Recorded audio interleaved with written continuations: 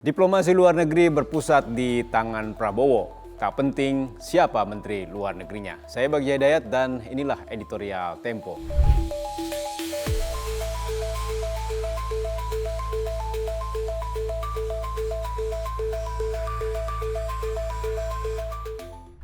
Pada saat penandatanganan Piagam Dewan Perdamaian, Donald Trump memasangkan Viktor Orban dengan Prabowo Subianto di satu meja. Pengesahan organisasi Bayangan Perserikatan Bangsa-Bangsa di sela Forum Ekonomi Dunia di Davos, Swiss pada 22 Januari 2026 itu seolah-olah menjadi penegasan Presiden Amerika Serikat tersebut bahwa Hungaria dan Indonesia adalah sekutunya. Para analis politik mengelompokkan Trump dan Orban sebagai pemimpin populis yang membangun kekuasaan secara otokratik. Keduanya terpilih secara demokratis tapi memakai suara mayoritas yang mereka dapatkan untuk berkuasa semaunya. Trump labrak independensi kebijakan moneter dengan mengkriminalkan kepala The Federal Reserve, Jerome Powell, karena keinginannya menurunkan suku bunga tak dituruti Bank Sentral. Viktor Orban mengubah konstitusi untuk melanggengkan kekuasaan, melemahkan mekanisme checks and balances, mengontrol media hingga merekayasa pemilihan umum. Adapun Prabowo sejauh ini belum dikategorikan dalam kelompok manapun.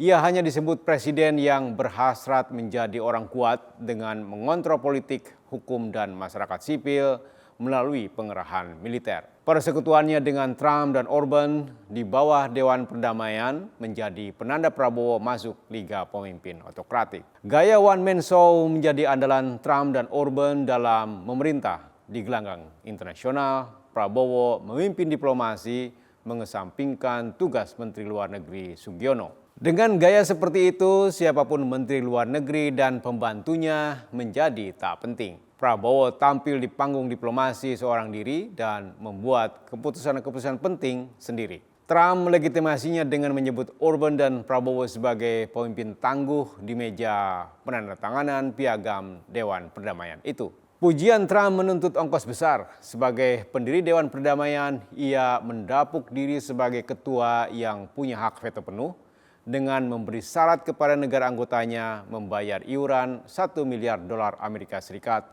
atau hampir 17 triliun rupiah. Prabowo setuju dengan syarat itu tanpa menawar bahkan menimbang manfaat bergabung dalam dewan yang bisa melemahkan peran lembaga resmi semacam PBB tersebut. Awalnya dewan itu bernama Dewan Perdamaian Gaza. Negara-negara Eropa menolak bergabung karena pelopornya negara yang selama ini mendukung pendanaan militer Israel. Trump juga tak mengajak Palestina sebagai pemilik wilayah Gaza.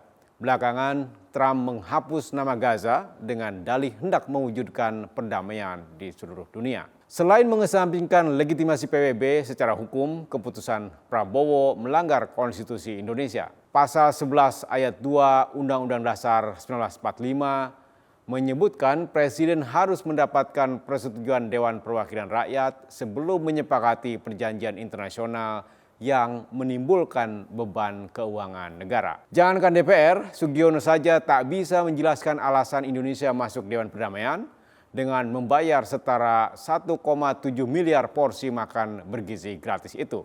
Penjelasan tersebut cukup untuk menerangkan keputusan Prabowo itu sebagai bentuk insecurity personal. Ia sudah lama tak percaya kepada birokrat dan anak buahnya sendiri. Dalam kunjungan kenegaraan seperti kesaksian para diplomat, Prabowo selalu membawa 2 pesawat. Satu untuknya dan para asisten pribadinya, satu untuk para birokrat pengiringnya. Insecurity personal itu membuat Prabowo menutup diri pada kritik dan masukan publik.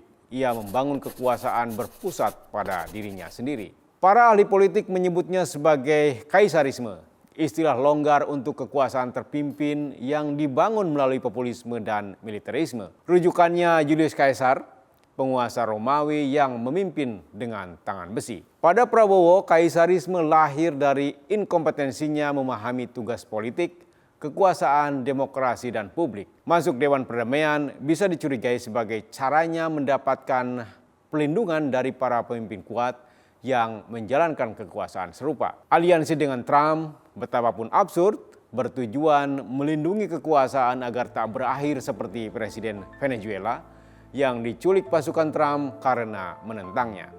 Simak editorial dan liputan selengkapnya hanya di tempo.co.